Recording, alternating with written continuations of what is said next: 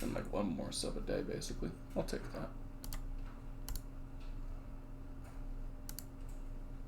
Then I'll mute myself here. Wait for it. Okay, still isn't fully connected to me yet. That's fine. Refresh it. There it is. Muted. Cool. Ooh, that my fingers.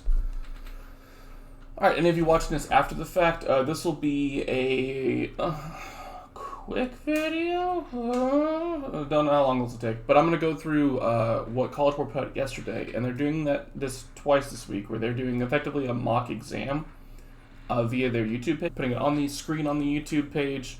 And if you access the demo on AP Classroom, you should be able to kind of do both at the same time. Kenneth, Cleo, good to see y'all. What's up, everybody? Thanks, by the way, all three of you, for getting your stuff in like on time every single week. It's awesome. Really do appreciate it, guys.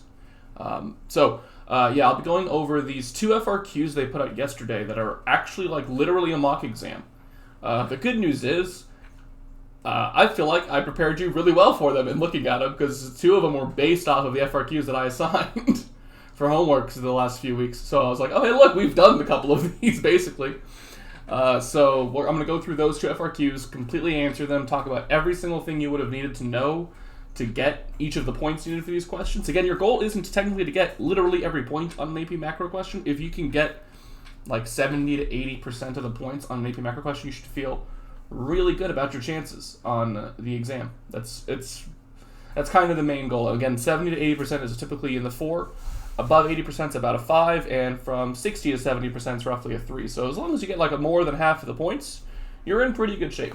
Even this year, I think that's still going to be the case, because these seem about as difficult as any other year's FRQs. So I'm going to go through these practice tests. So this was the thing that was news to me, like as of Monday afternoon. So as of yesterday afternoon, I didn't know this was happening because College Board didn't email me about this. I think they might have emailed you guys, but you probably get so many emails from College Board that you're overwhelmed. But what they were doing on their YouTube channel, which is the Advanced Placement channel I linked to you guys earlier in the remote learning period, was they were doing like these mock exams, basically for each course. And they're recorded, so you can just pull them up whenever you want for whatever courses. Where they're putting like a 45-minute video up of like, okay, if you were taking the AP exam, here's what you would see on your AP exam like website link. You'd see this question. You'd have 25 minutes to solve it, and then 5 minutes to upload your response, and then it would go to the second question. You'd have 15 minutes to solve it, and 5 minutes to upload the response, as like effectively a mock exam. I'm going to go through the mock exam questions today's video, and I'm going to do the next practice exam, which they're doing tomorrow. I'll do those questions next week. I still have the FRQs I posted and assigned for you guys. I can still do those. When I looked at AP Classroom to see how many people had opened those up, I saw that only 3 people had even opened up those FRQs that I assigned for this video. So I'm not going to really focus too much on those if you guys weren't going to do them. I'm not going to hold that against y'all, but I want to do the most useful thing, and the questions that they assigned were literally like model questions for their AP exam this year. So I feel like it's a good idea just to look at them, and you can see like what a long FRQ versus a short FRQ looks like, how long you should be taking for each of them, what all you should be writing for each of them, etc. So I'll be going through those here in about a minute once we get to 2 o'clock. No more news on graduation relative to last week. I don't have anything new to tell you guys about that. I think Dr. Warren is doing a Facebook Live thing tomorrow about graduation, answering some questions from people, but I don't have any specific information for y'all yet. So yeah, if you're looking for that, sorry, don't have anything else. I'd probably recommend that if you're on the fence about it, probably don't go. As of yet, we're still like in the gray area of not knowing how hard COVID's hitting this area particularly. It's hitting Dallas pretty hard, and that's the closest major city to us. So I would be careful. If you're on the fence about it, I probably wouldn't do it. But outside of that, I wouldn't be too stressed out about it. Again, graduation isn't a thing to like freak out that you're missing if you miss it. That wouldn't be like things that I remember from high school with like crazy fun memories. It was never like a specific event like graduation or prom or anything like that. It was always time spent with my friends, which I got to do plenty. And a lot of you guys got to do that plenty. You just got about like 6 weeks of that, which is a bummer. But you can still, make it up via FaceTime and remote stuff, you can still do it digitally. So, with that all being said, if you guys have any questions about that stuff, feel free to post it in the chat, by the way. You're allowed to ask questions about things like that. And that's for my opinion. That's allowed to. Don't have facts, but I have my opinion, which some of you value it. So, the FRQ problems. I'm going to pull them up, and you're going to be like surprised that they're going to look really familiar. Let's say that. Because they modeled these after previous AP exam questions, because they frankly do that a lot. A lot of the times AP exam questions are sort of like not based on another one, but like use the same skeleton as another one. So that's why we do so many FRQs in this class, is because they reuse the same skeleton a lot. So let's look at the first one. So here's our first one. These were all posted yesterday. If you frankly look at, I think, any classes, things from this video yesterday, there was a lot of Star Wars puns because it was May the 4th, which is obviously Star Wars Day. So Solo Bank, Ray, and there's a guy named Ben. So it's all just be aware that that's happening and move on with your life. Okay. So this is sample question 1, adapted from the 2012 and 2018 macroeconomics exams. Questions 2. Question 2 are short FRQs. So what they did here is they basically took 2 different short FRQs and kind of mushed them together to make a long FRQ. This question should take you 25 minutes to solve and 5 minutes to submit. Yeah, you can kind of eat into that submission time if you have to. If you've got really good confidence in your internet connection and your ability to save the document you're writing or take a picture of the thing you're handwriting and submit it, then you can eat into this 5 minutes a little bit, but don't risk it too much. I would try and do this all in 25. You could probably get most of this done in 25. So here is the entire FRQ in its entirety. It goes all the way to part G, which is pretty long. It is a long FRQ, so that isn't crazy. And then looking at it, we've got a bank balance sheet, which I mentioned was a thing that I would expect to see on the AP exam this year. I would say this is definitely a type of problem that would make sense using the remote testing thing. It would make a lot of sense to do something like this. And then you've got like our classic style questions. In fact, this is modeled after the Meteora bank problem that we've done actually a couple of times now. So that's the good news. The good news is that part we've actually done. And the second part doesn't kind of have anything to do with this first bit. So A, B, and C are from the 2012 question. D, E, F, and G are from the 2018 question. So they're not really connected. The good news is it means you don't really have to invest too much on getting these first 3 right if you're going for these 4. So let's look at them and see if there's anything that is worrying or noteworthy or anything like that. I actually have not solved these yet. I've just simply pulled them up. So I'm solving it live with you and reading it live with you. It looks very familiar though. So we've got your basic style questions. We've got on it. They're not really trying to be. They're not trying to be ethnic. They're just trying. Yeah, Meteora Bank. Yeah, that was the whole thing. Representative, and they're like, it's Ray and Ben Solo. Everybody loves Star Wars, right? The most recent one was super popular and not controversial. Okay. So we've got required reserves 10,000, active reserves 5,000, loans 85,000, demand deposits 100,000, owner's equity $0. Okay. Does this balance sheet make sense? Yeah, 100,000 on both sides. The required reserve ratio, I can already tell that's 10%. Calculate the reserve requirement. Let me write down on my whiteboard how I would write my answer for this. In order to give you guys the best idea on what to do, let me write what I would write. So it says calculate the reserve requirement. The reserve requirement is the percentage of deposits a bank holds in required reserves. That part you wouldn't really have to write, but you know, I'm being extra. So what I would do is 10,000 over 100,000 times 100, because it's a percentage, so I have to do times 100 at the end. 10,000 over 100,000 is 1/10 times 100 is 10%. So I wrote out the reserve requirement thing. You don't really have to write that. The bottom half is the math that I did. So if you were wondering, should I show my work on this problem? You're supposed to show your work on any math problem that they have. So if you have to show it for this, I would show this. This is the amount of math that I would do. I don't think they would be very strict on A in terms of showing your work because there isn't really a formula. And also, it's kind of really easy. This is the kind of math problem where like that's not one where I think they would care a ton. But for the answer, you would definitely need to have 10% written. That is just the answer there. Reserve requirements 10%. Done.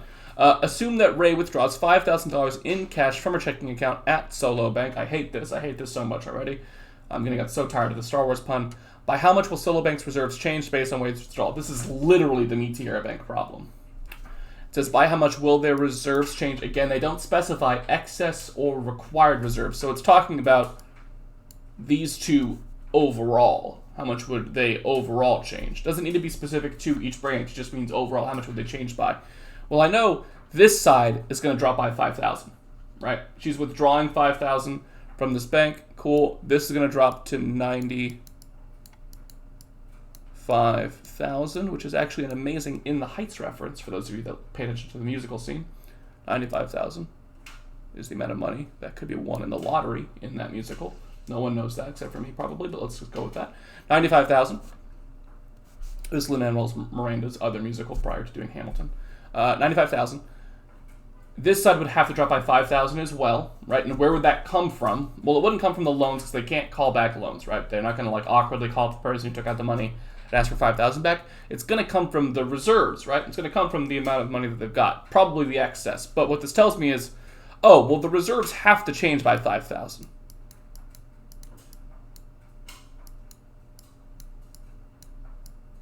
There you go. The reserves will have to change by 5,000 because this side's going to change by 5,000 and this side's going to change by 5,000, and loans can't change because they've already loaned that money out. So this is going to drop by 5,000 in some way, shape, or form.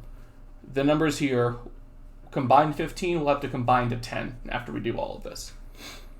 What is the initial effect of the withdrawal on the M1 measure of the money supply? And explain. Okay, I'll write it because if I have to explain it, I'll probably want to write out what I mean. So the answer for B2, for the explanation, we mentioned this a lot of the times, is that there is no change to M1. That's my answer. That's the actual answer. There is no change. Because money held as currency or as cash,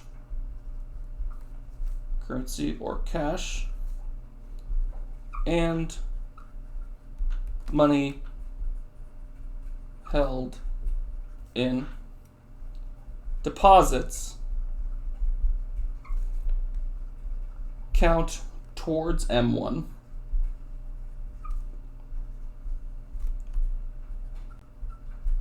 moving 5,000 from deposits to cash would not change M1, as it would simply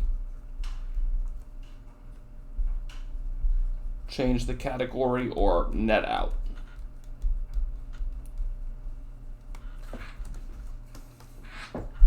It's a whole lot of text there. Realistically, if I wrote this on like line of paper, this would be 2 to 3 lines, probably. Maybe 3. Probably like 3 lines of text for that explanation.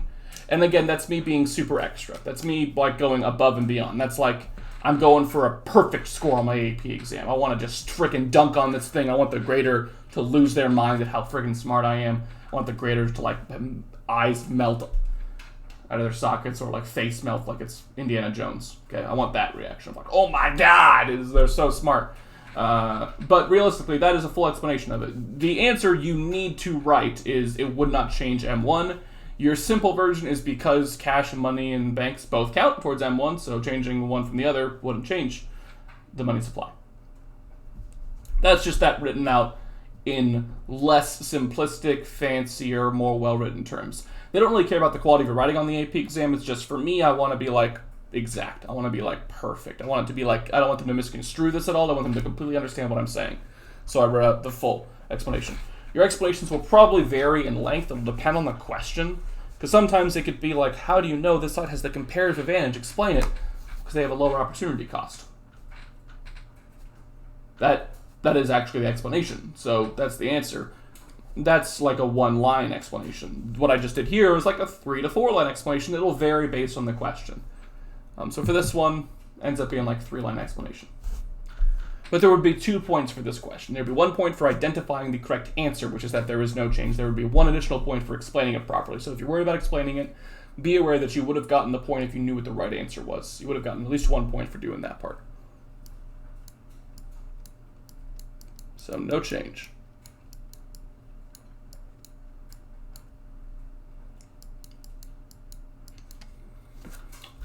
When we do answer B on our AP exam, do we separately answer all 3 parts of B in separate bullet points or collectively answer them in 1 paragraph?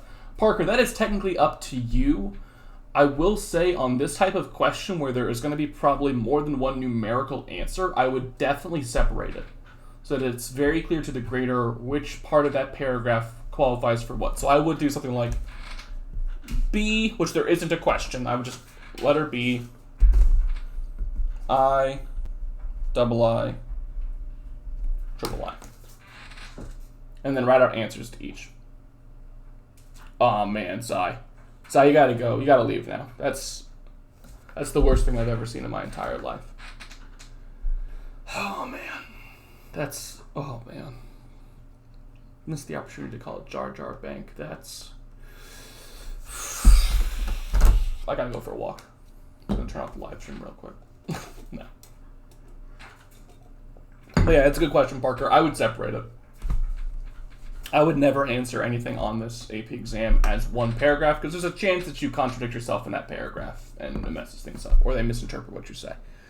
So for this one, for the last part, this is kind of what we've done. We've actually solved this problem before because this is word for word, number for number, modeled right off of the Meteor Bank problem that we've done twice now on my live stream. So they just changed the name to Solo Bank and Ray and Ben because the AP exam. So how do you do this problem? How do we solve a bank balance sheet? There are a few things you've got to do. 1, you take out $5,000 from the demand deposits. That shouldn't be surprising to you because there was $100,000 deposited here. Ray withdrew $5,000, so now there's $95,000 in deposits there. That shouldn't be crazy. That should make sense. What you have to understand about the balance sheet is that this money is what this bank decided to do with this money. So this is how the bank used that $100,000. So this is that. So when deposits goes down to $95,000, this overall has to go down to $95,000.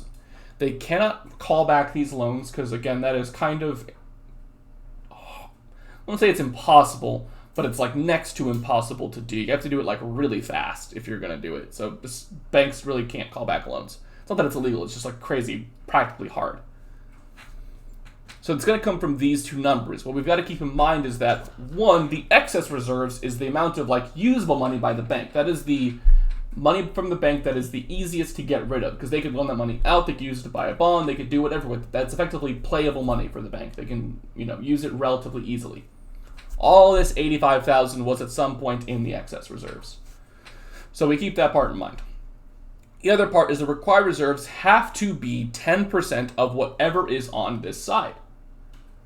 So they were 10,000 because it was 100,000. That is now going to change because it's 95,000 here. This should not be 95,000 anymore, but it's something to keep in mind.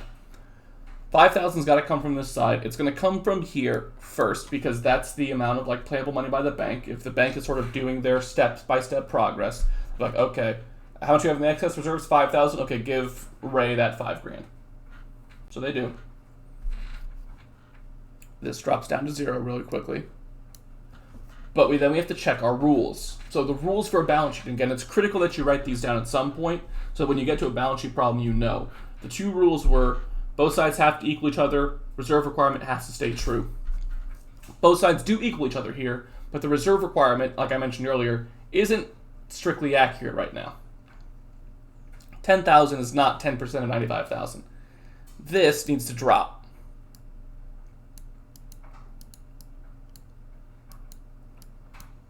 To 9,500.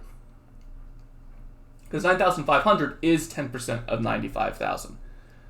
Well, then the question is, where did the other 500 go, right? Because there was 10,000 here, and now it's 9,500. There's $500 that had to get moved out of the required reserves. Well, it got moved to the excess because now that 500 is left over. The bank only has to hold on to 9,500, so out of that 10,000, 500 of it is now excess reserves that can be used. So the answer would be, for 3, required reserves now equal 9,500. Excess reserves now equal 500. It does say to calculate this. Again, showing your work for this would be kind of complicated for me. What I would do is this. If you did this in the table, if you drew on the table, they would probably count that. The thing is, for your AP exam, you don't get to write on your AP exam. It's printed for you. So what I would probably do here is either, if I'm handwriting it, I copy the table down. That would make the most sense. If I'm handwriting it, I just copy that table down and then I work through it. And you can abbreviate stuff. Like you can write assets and then RRERLDDOE, whatever. It's your table, so feel free to simplify it and stuff like that. And then just do your cross-out stuff that I was doing. So if you're handwriting it and you're going to upload a picture, that's how I would show that work. Again, I feel like showing work on a bank balance sheet problem is kind of tricky because there isn't really a formula to go off. It's a step-by-step process you have to just sort of work through. So again, the answers for this would have been reserve requirement 9,500, excess reserves now 500. Oh, wait. Nice. Let's undo button. Oh, crap. Assume that the next day, Ben withdraws from Solo Bank an amount that exceeds the bank's excess reserves. So he withdraws more than $500. Assuming that no loans are called in, how could Solo Bank cover its required reserves? This is not a math question. This is just a practical question, which is what happens if the bank has to eat into its excess reserves or eat into its required reserves. Parker, I'll get to that question. I'll answer this one first, and then I'll get to your question. So the answer I would put here, or one of the answers you could put here is, okay, what happens if the bank goes over its required reserves, basically, if they have to eat into them and they don't have proper amount? They borrow. How could Solo Bank cover its required reserves? Borrow! That looks like I'm saying Joe Burrow. But borrow, probably from the Federal Reserve or the central bank of wherever we're talking about here, because this is not America, presumably. But that's what they can do. What could the bank do? They can borrow. If the bank goes over, if the bank doesn't have enough money to lend out, they can borrow that money from someone else, whether that be from the Fed or from other banks. Either of those answers would work. Okay, if we were typing, how do we show our math? You type it. And that's kind of the tricky part here, because what you would realistically do if I was showing the work for the reserve requirement thing is that I would type like 10,000 divided by 100,000, which equals 0.1. I would type literally that, and then type 0.1 times 100. If you freaking hate that, because I hate typing math, I completely understand. I'm handwriting it on a PDF because I would rather write it than type it. You should probably write your answers down then. I had an email earlier asking, should I type or should I handwrite my answers to the AP exam? For econ, generally speaking, I would recommend handwriting it, because if there's any math you have to do in a question, typing it is kind of inconvenient. For this one, it makes a lot of sense to just draw a quick table that is that table and then show my work in it. Like, that's relatively easy to do on a piece of paper, but if I had to type it, I would go into the make a table thing, blah, blah, blah, blah, but then I have to cross out. I don't know how to cross out stuff. I don't know how to replicate this on a Word document really easily. I just don't know. So I wouldn't do it. I would be handwriting my answers, which would mean, and to be clear, if you're going to handwrite on the AP exam, you log into the AP exam using the device that you're going to take pictures with. You're not required to do this, but it is the smartest method, because that way you just take a picture of it with your phone, upload picture, pick the most recent picture you did, and upload that. So if you're taking your AP exam and you're going to handwrite your answers, which would work for AP Macro and frankly for any math class that you're doing, so like AP Stat or AP Calculus, I would probably be handwriting my answers to those too, because typing math is a pain in the butt. I would handwrite it and have my phone be my test taking device. Take a picture of it and submit. Do not submit that picture to do not send that picture to anybody else. You'll get caught. Like, I can almost guarantee that you'll get caught. So just don't. So yeah, I would handwrite it that way. That's how I would do it. If you're typing it, you do have to type your work. You have to show your work. So you have to type it, which feels probably super weird. So that's the first half of this question. And again, that is word for word the exact same as the Meteora Bank thing so far. The second one, we've actually also done this one, which is great. The government reduces the tax rate on household interest earnings. What will happen to private savings? This was a part of an FRQ that had to do with the loanable funds market graph, which it actually does come up in the next thing, so that's not surprising to me. The government reduces the tax rate on household interest earnings. What that means is that the government is going to tax you less on anything that earns you money via interest. That includes bonds, that includes some form of stocks, that includes savings accounts. Those are the big ones, right? Anything that makes money off of interest for a normal everyday person, the government's going to tax you less on. Cool. What will happen to private savings? I mean, the basic idea is if they taxed me less on interest, I would probably save more because my savings account interest rate will now make me more money. The government's going to tax that less. So if I save it in a savings account, then I'm going to be doing great. So what would happen to private savings? And it doesn't say to explain it, which is nice. All you have to write is that private savings will increase. Doesn't say to explain it, so you would just say that. That's all you'd actually have to write there. If they asked you to explain it, you would say, because people can earn more interest on things like a savings account, people will be more willing to save their money in those accounts, thereby increasing private savings. So private savings should go up. Increase. Yay. Explain how the change in private savings identified affects each of the following: the supply of loanable funds, the real interest rate, and the quantity of loanable funds demanded. This is a graph question. And this is what we were wondering on the AP exam, right? We were wondering how would they ask questions that would typically be been asked when you would draw a graph. This is how they're seeming to do it, which is what we've done the last couple of weeks with our assignments, is we've modified them to what we think it would look like. This is how it will actually look like. So, explain how this will affect each of the following: the supply of loanable funds, real interest rate, quantity of loanable funds demanded. Okay. So there's a couple of hints in there. One, by reading those three things, you should already identify which graph you need to draw to understand the answer here. Okay, if you read these three things, you have to understand that this is a loanable funds market thing. The word loanable funds is in there twice. Like, this is absolutely a loanable funds market graph question. And if you're handwriting it, this is a good way to explain stuff. If you can use a visual, a graph, to help you explain.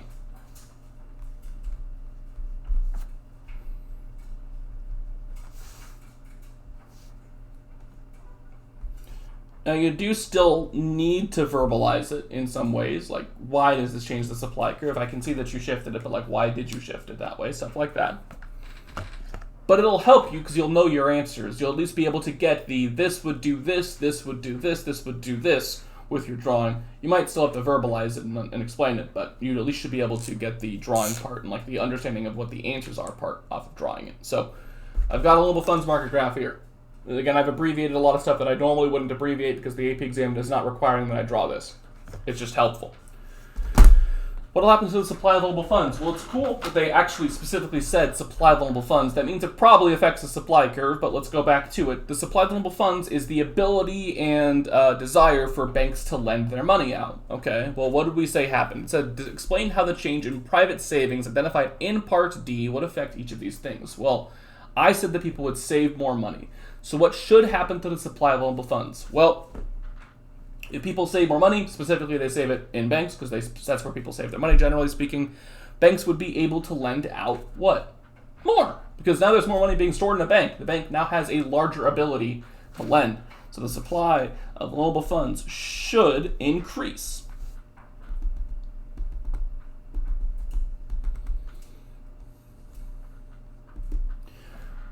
To be clear, do you have to graph this? No, you don't. You're not required to graph it even as like just helpful stuff. You don't have to do this drawing off to the side.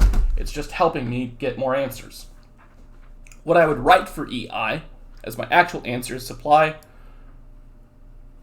will go up because as people save more money, the amount of money held in the reserves of banks will increase, allowing for banks to lend out more, thereby increasing the supply of loanable funds.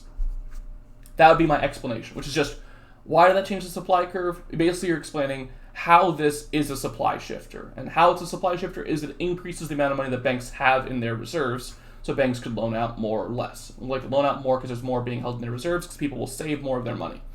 And they save it in banks. Real interest rate. Well, if banks have more money to loan out, what should happen to the price of loans? So they should go down.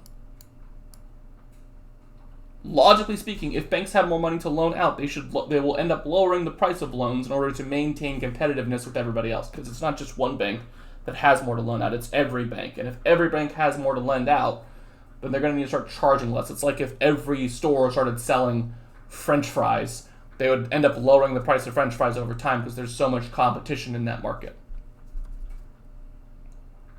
So interest rate should go down because there's a larger amount of loanable funds in existence, therefore decreasing its value. And then quantity of loanable funds demanded. It's weird they said it like that.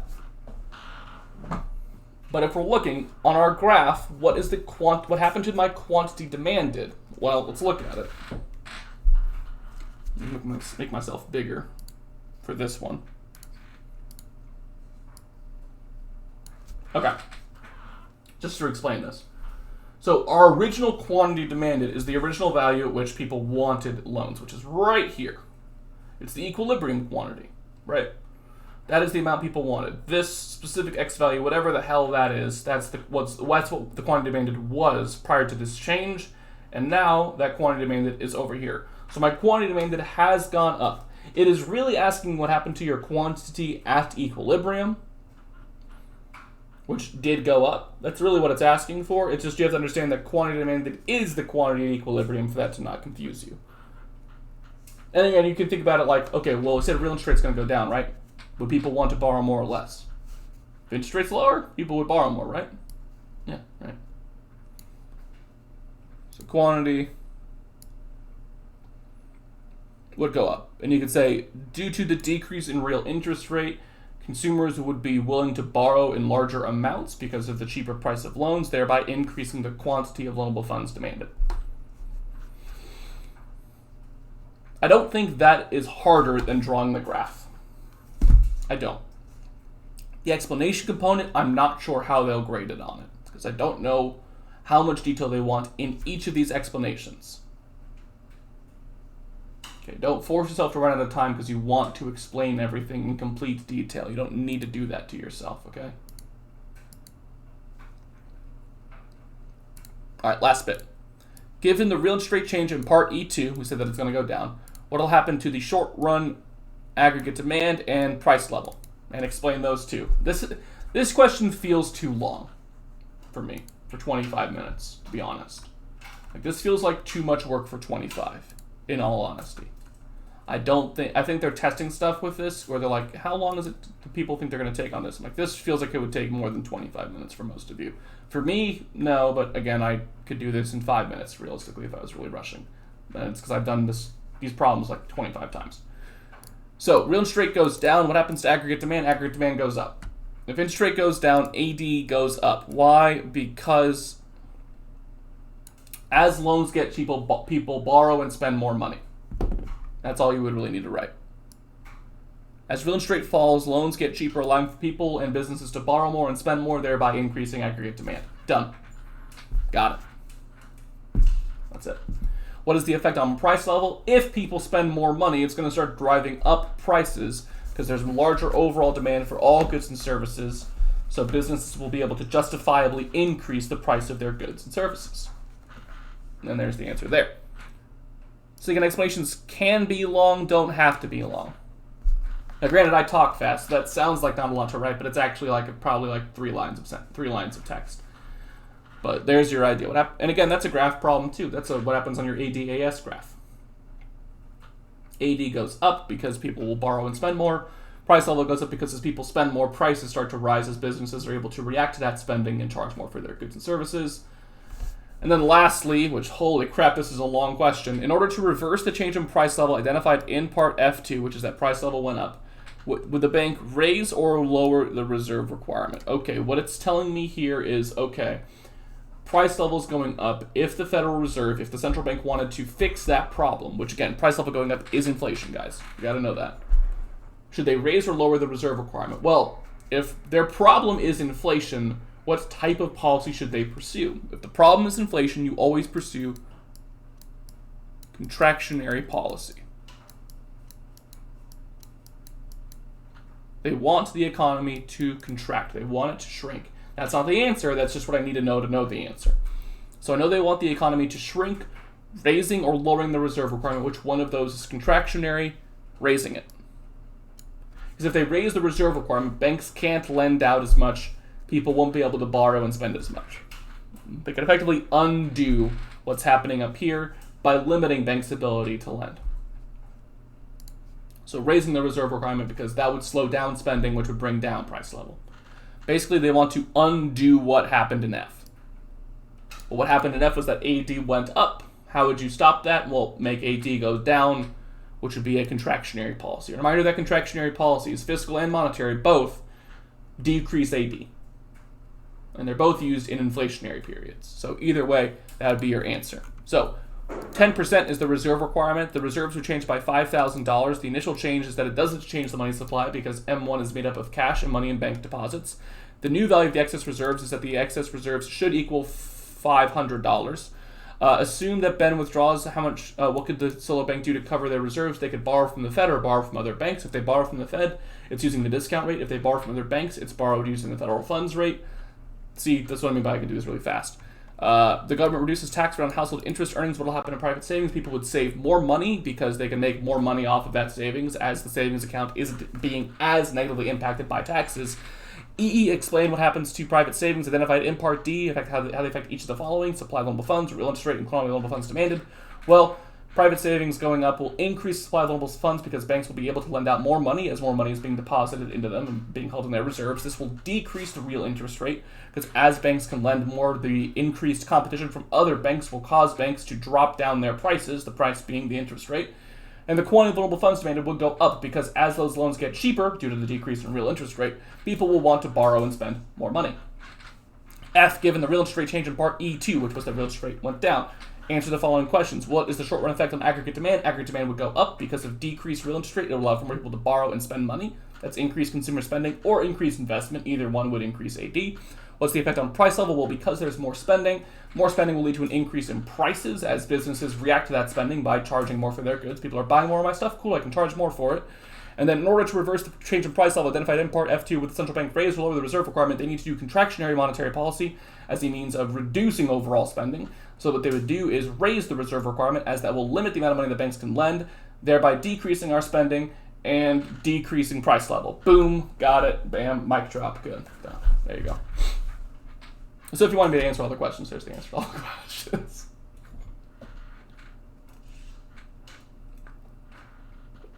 Oh.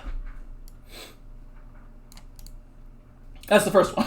There's a second FRQ, so I can go to that one. Questions over this first one. Questions over any part of this that I just explained part by part, in detail, and then very quickly in like 1 minute at the end answered all parts of this FRQ. If only you could record your voice explaining your answers on the AP exam, that'd be cool. Just have a mic up and just record it. I don't see any questions yet. You guys might be kind of blown away by the fact that I just said all that so fast. Oh. Okay, I don't see any questions yet, so I'm gonna go with the next question. If I see it pop in the chat, I'll pop back, so that's not a problem. All right. Question 2. All right. This one again, I haven't looked at this question, so I mean, I like opened it, but I like saw what it was, but I didn't like look through each part of the question to see what they were asking. So this is based on 2019's question from question set 1, question 1. So this is a short well, actually, this is a long FRQ too. They probably changed to make it shorter, but this would have also been a long FRQ, I think. So this, yeah, it only goes to part E, and it looks like a lot of these won't take a crazy amount of time. So 15 minutes and 5 minutes to submit. Okay. Endor, god dang it, they stuck with this stupid friggin' May the 4th thing, is an open economy that is currently in a recessionary output gap. Okay, they're in a recessionary gap. I know what my graph looks like. Blah, blah, blah, blah, blah, blah, blah, blah, blah, blah, blah, blah, blah.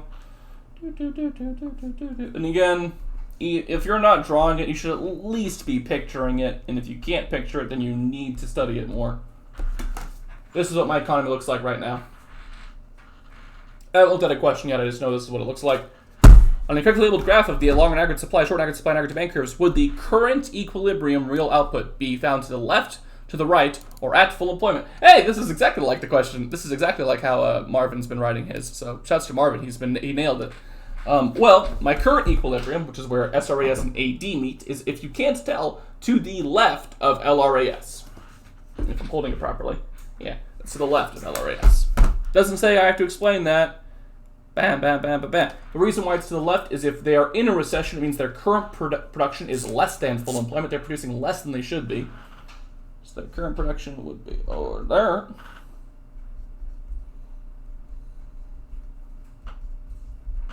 Okay. The central bank and the government do not take any policy actions to fix the output gap. Okay? What's going to happen? Explain how the economy will adjust to full employment in the long run. This is the long-run self-adjustment problem, which is what will happen in the long run if the government doesn't friggin' do anything. Remember, what line has to shift if the government doesn't do anything? It's always SRAS.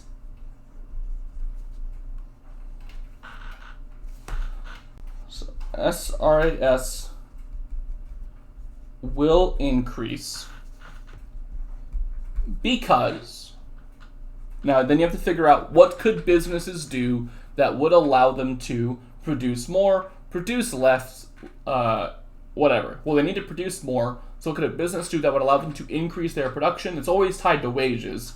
So what they could do is they could lower wages and hire more people.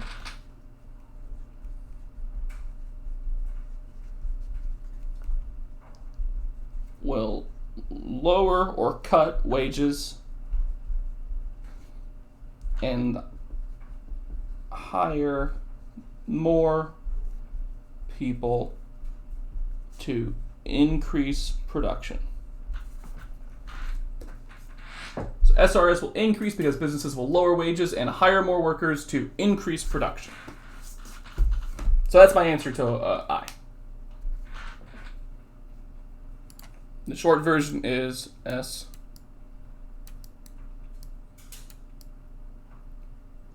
S goes up, dot, dot, dot, because of the thing that I was saying. Will aggregate demand shift right, shift left, or remain the same as they adjust to full employment? Because the government's not doing anything, it's gonna stay the same.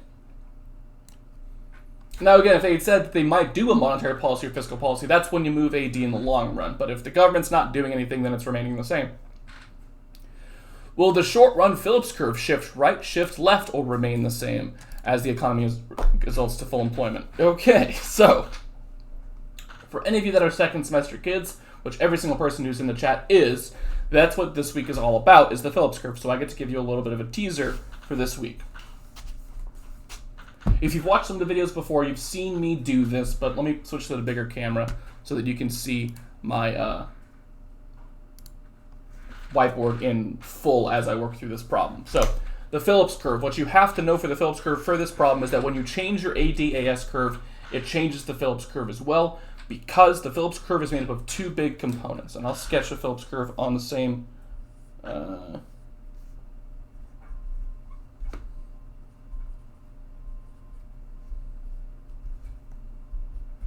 thing. My Phillips curve has LRPC, SRPC as the two lines there. That's short run and long run Phillips curve. inflation rate is my y-axis, and unemployment rate is my x-axis. So why this graph comes into play is because whenever you change your ADAS graph, you are going to change inflation and unemployment rate. You got to think about our axes. Remember, GDP and unemployment have an inverse relationship. So whenever I shift equilibriums to the right on my ADAS graph, that means unemployment's going down. So real GDP goes up. This is what I drew from. I'm basically going to translate that SRAS shift to my Phillips curve. That's what I have to do for 3 here. And again, I'll talk about this in full detail in tomorrow's video where I go over the Phillips curve entirely. So if you're like a bit lost on this, that's fine. You'll learn it all tomorrow. GDP goes up, so unemployment rate has to go down. And then in my drawing, when I drew the SRAS increase, whenever supply goes up, price level goes down, right? So price level goes down. And if price level goes down, what happens to your inflation rate? Well, inflation has to go down too. If prices are going down, that means that there's less inflation happening, or that it's negative inflation, which would be deflation. Either one of those things will help us here. So what I've done off to the side is said what happened to real GDP, unemployment rate, price level, inflation rate. If unemployment and inflation rate both have to go down, then my Phillips curve has to change, because where it is currently, which would be, where would this point be? It would be over here. That purple dot is where my economy is probably at right now. This would change because this new point has to have a lower inflation and a lower unemployment rate, meaning I've got to move it downward and to the left on my graph. Should mean you get an entirely new short-run Phillips curve. The short version of it is, for those of you that have never heard of Phillips curve thing before, is whenever you change the aggregate supply graph, it changes the Phillips curve. If you change aggregate demand, you move along your Phillips curve, like from this point to like that point. That would be because of an AD change. When you change SRAS, though, it moves the entire Phillips curve, because when you change SRAS, unemployment and inflation will either both decrease or both increase. And I can't take this point and move it along the curve and have that happen. I have to move it off of the curve, and I've got to create a new line if that's the case. So I'm going to talk about that in more detail tomorrow, but there's your short answer. Short-run Phillips curve will shift to the left, is my answer. Good news is you don't have to explain it. So the drawing is just for me to make sure I know what my answer is, but you don't actually have to have drawn it. If you have no idea how to do a thing on the AP exam, but they say something like, will it increase, decrease, or stay the same? Pick one of the three. Don't put nothing on that answer. Put something. Put increase, decrease, stay the same. Put one of the things, because there's a 1 in 3 chance you got it right.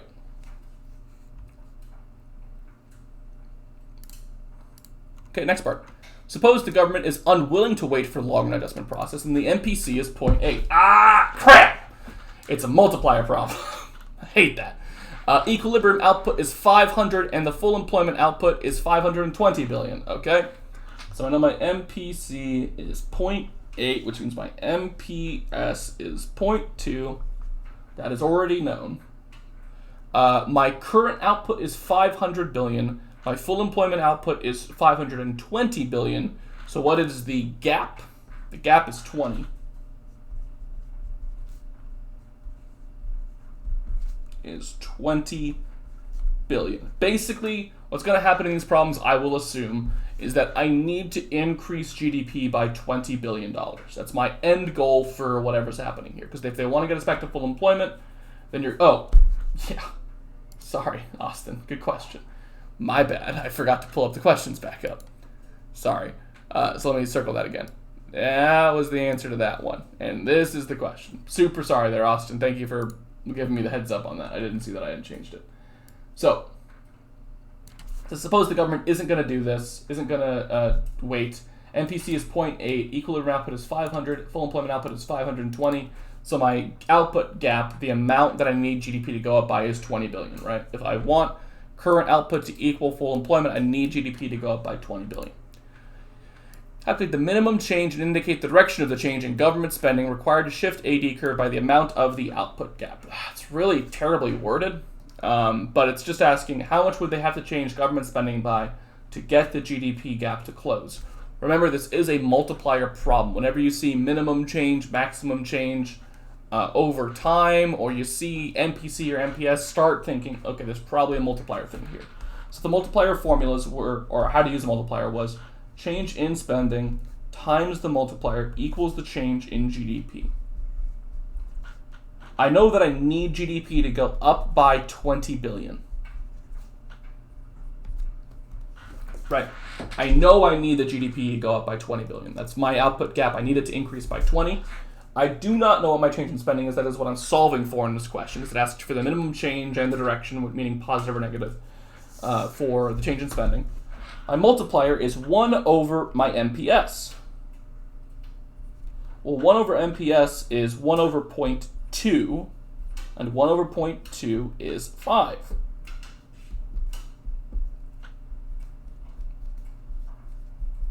So what I get it down to is the change in spending times 5 will equal $20 billion, meaning how much do I need to increase spending by? Well, 20 billion divided by 5 is 4 billion.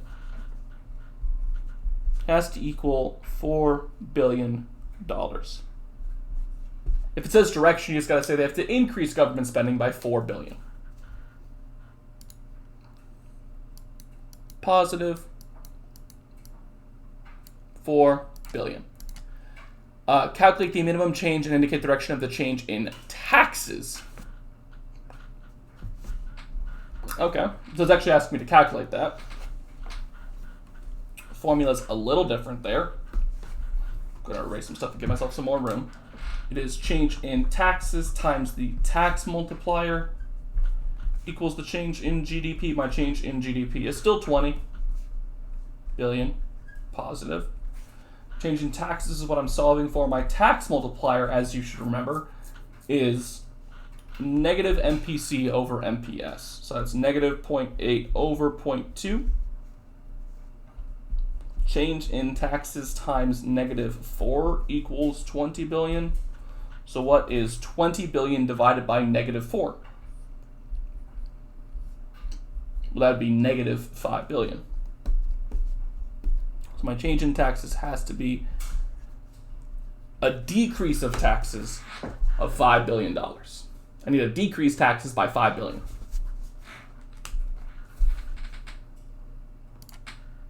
Minus 5 billion. I'll keep my work up there for a second so you guys can see it. It says, is the magnitude, the absolute value, of the minimum change in taxes greater than, less than, or equal to the change in government spending, and explain. It's weird that they would say it like this, because they really should just not have part 2 here if they're going to ask this question, because you've already found it. The answer is that it's greater than, and what worries me is that you might explain it by saying, see work above, which is not really what they're going for. They want you to say, you have to change taxes by a larger amount than you would change spending, or a larger magnitude than you would change spending, because people save a portion of the change in taxes. That's the idea. If I cut taxes by $5 billion, people will save a portion of that money and then spend the rest. Whereas if we increase government spending by $4 billion, all of that money gets spent immediately, right? Like there's a plus $4 billion that happens for spending. When I have minus $5 billion in taxes, there isn't a $5 billion increase in spending yet, because people will save a portion of a change in taxes. Like say that you're making $10 an hour and you get taxed 2%. If they lower that to 1%, you would save part of that dollar, right? A portion of that dollar that you get in extra income you would probably hold on to. You wouldn't just blow it all. People save a portion of their money. Okay, assume that the Central Bank of Andorra takes actions to restore the economy to full employment by influencing investment spending.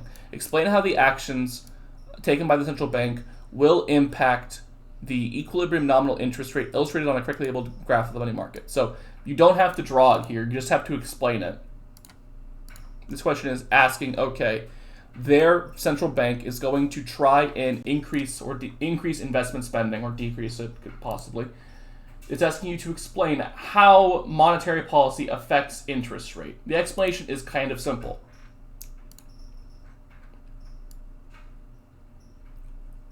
It all starts off by changing the money supply. by increasing or decreasing the money supply, the Federal Reserve is able to influence how much money banks can lend out. If banks can lend out more money, then they would have a lower nominal interest rate on their loans. If banks could lend out less money, there would be a higher nominal interest rate on loans. By changing the interest rate on those loans, businesses would be able to borrow more or less money and thereby changing their spend.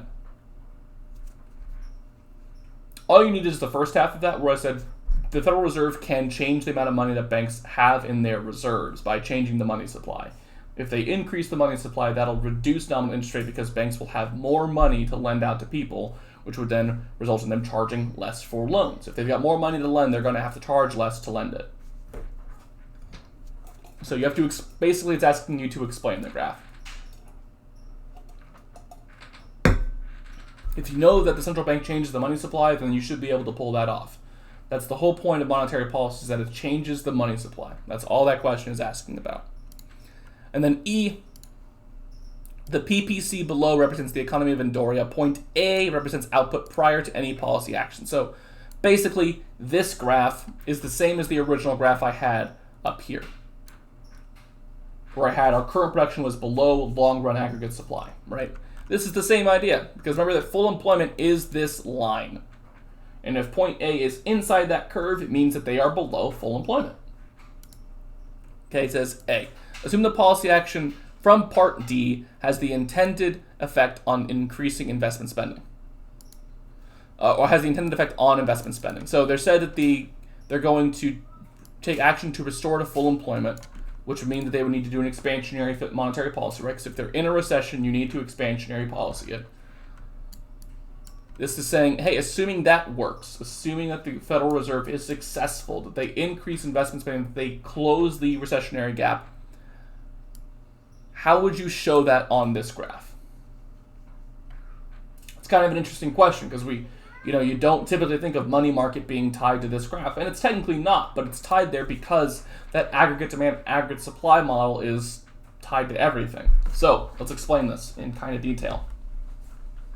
If you understand it really quickly, which is, wouldn't they be at full employment now, Mr. McRitchie? So wouldn't you just say they move from a point inside the curve to a point on the curve?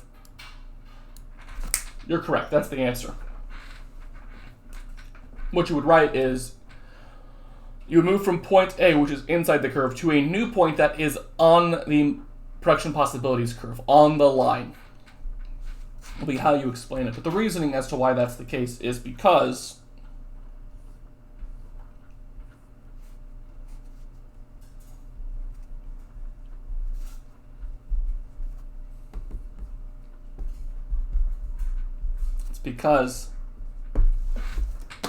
this is the economy initially. That's A.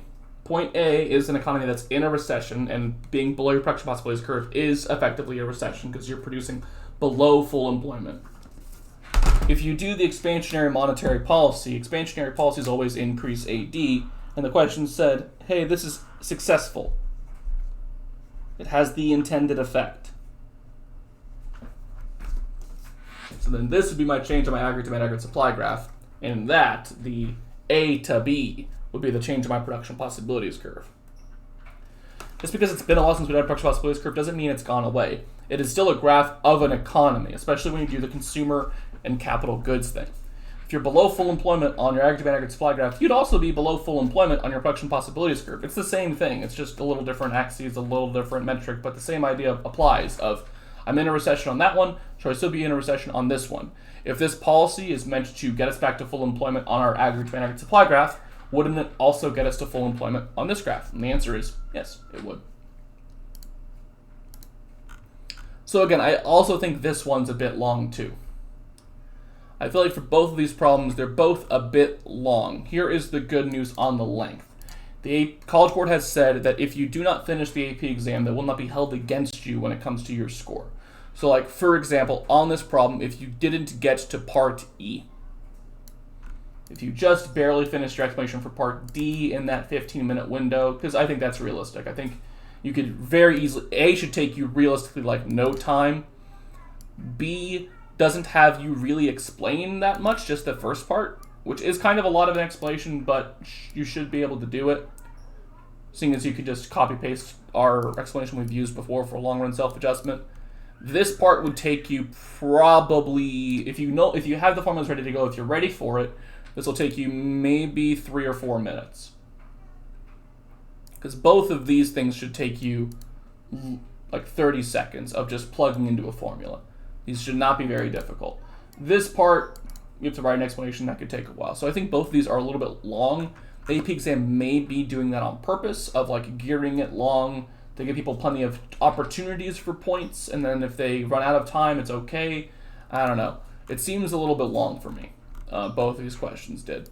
Now, they're both very doable. I think if you were really on top of your game, you could finish both. Like, if you know all the stuff in this is 15 minutes is, yeah, I mean, 15 to 20, and you've got 5 minutes to submit, so it fits in that window, I think. Of that should take you all of about 2 seconds to do A. B should take you a few minutes. C should take you another few minutes. D should take you maybe a minute or two. And E should take you maybe a minute or two. So I think 15 minutes is probably right on, like, what I would say is a good pace for this question. But outside of that, I think it's fairly doable. Questions over the questions so far. If you didn't understand the Phillips Curve thing, that's totally fine. You're learning that this week. It's the last big thing you're learning, and that is something that I'm covering in complete detail tomorrow during the live stream. So any of you kids, I mean, you're all second semester kids in the chat right now. Any of you guys who didn't understand the Phillips Curve thing that I did, which is perfectly understandable if you didn't, you haven't learned it yet, really, definitely watch tomorrow's live stream. I'll go over that in complete detail. But those are kind of what you're seeing on this year's AP exam. That shouldn't really surprise you. Those are very similar to FRQs we've done. So, I mean, in some cases, those are identical. Like the long FRQ there, the first one was both parts almost completely the exact same as 2 FRQs we've done.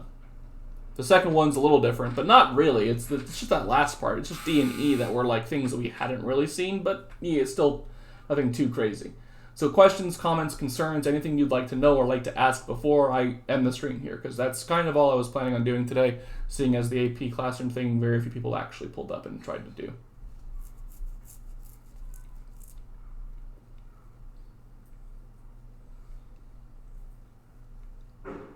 In the meantime, Archer.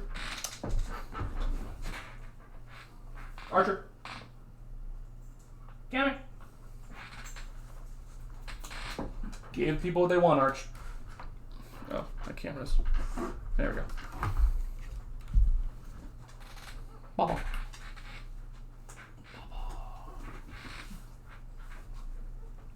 Archer is feeling a lot better now, by the way. He's running around. He's got good energy, so his leg's all good. It was just a muscle strain. Oh my god, and you're shedding. Gross. Watch it. Boy.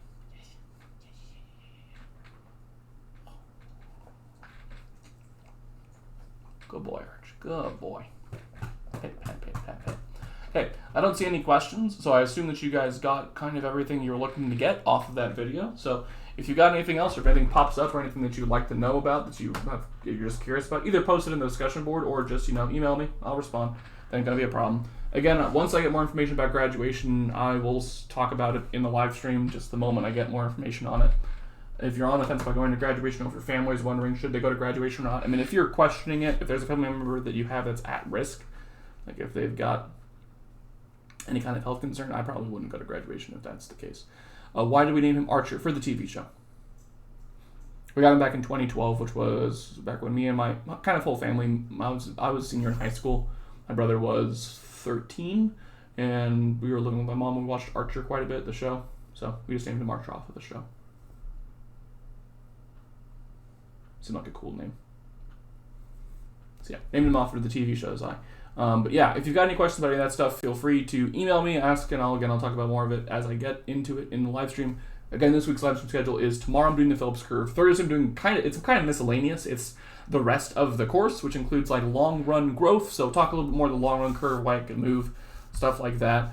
I'll talk about a little more of the production possibilities kind of curve kind of stuff I was doing today would come up in Thursday's thing as well as one more math thing, although it's barely touched on literally ever. So I'll explain it in case it shows up, but it shouldn't really show up. Then Friday is obviously our practice day, where we go over practice questions, anything like that. So feel free to ask those on that day. Save all that stuff for then. As always, guys, thank you for tuning in. I really do appreciate it. It makes this a lot easier for me. It's Teacher Appreciation Week, so feel free to let some of your other teachers know that you appreciate them and all that stuff. If they're doing a good job on the remote learning side, let them know. I think I'm doing okay, but it helps to know on your end how you guys are feeling about it, because we're all insulated here. I only hear my own opinion because no one really else talks to me on this. So thank you guys for everything. I hope you all have a great rest of your day. See a lot of you guys tomorrow. If I don't see you tomorrow, then have a good week. Appreciate it, everybody. See ya. Bye.